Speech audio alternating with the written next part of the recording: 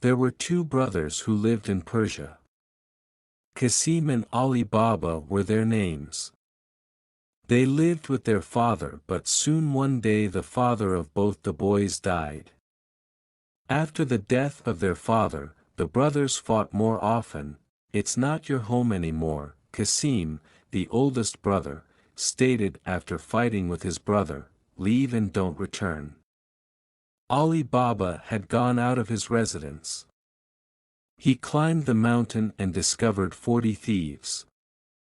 "Open sesame," they shouted in front of the large rock. The big rock parted with the magical chant, and all 40 robbers rushed within. "What a sight!" Ali Baba exclaimed. "Open sesame." Ali Baba exclaimed when the thieves had all fled. Ali Baba entered through the door on the rock. The cave was brimming with valuables. Ali Baba said, "Amazing."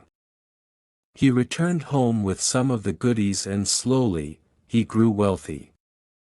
As he started living a happy life, he recruited a maid, who would help Ali in his household chores.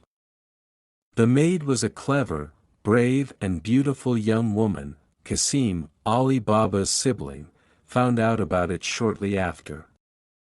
He was envious of Ali. "Where did you obtain all these things?" Qasim asked Ali Baba when he paid him a visit. Ali did not answer at first. Qasim persisted in his inquiries. Finally, Ali Baba revealed the remote location to Qasim. Qasim was impatient.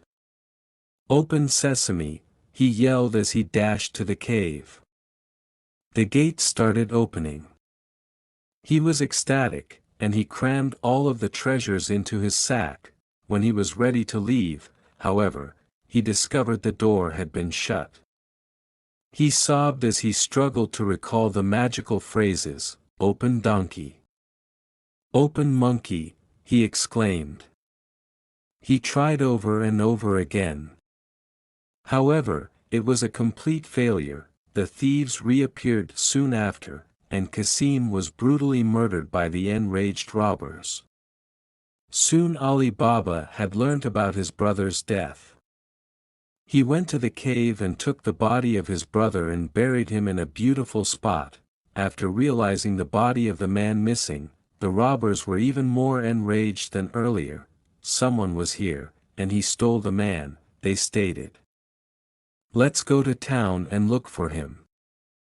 They quickly realized it was Ali Baba. Finally, one of the robbers caught a glimpse of Ali Baba. He scribbled something on Ali Baba's door. Soon Ali Baba had learnt about his brother's death. He went to the cave and took the body of his brother and buried him in a beautiful spot. After realizing the body of the man missing, the robbers were even more enraged than earlier. "Someone was here, and he stole the man," they stated.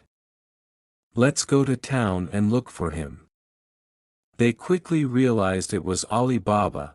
Finally, one of the robbers caught a glimpse of Ali Baba. He scribbled something on Ali Baba's door. The thieves arrived the next day to take Ali Baba. They couldn't discover Ali Baba's residence because all the doors had identical markings. Finally, the robbers discovered Ali Baba's home and entered. They took refuge in large jars. However, the maid noticed them lurking once more. She filled the jars with hot oil.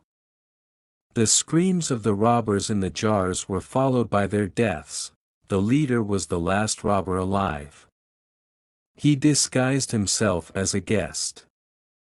As a guest, he went to Ali Baba's residence.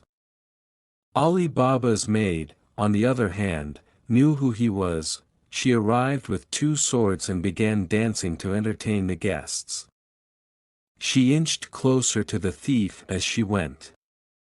She instantly stabbed him. Ali Baba afterwards found out what had transpired. Her assistance and insight astounded him.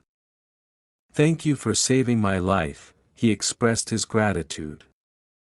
Ali Baba married his maid, and the two had a happy life together.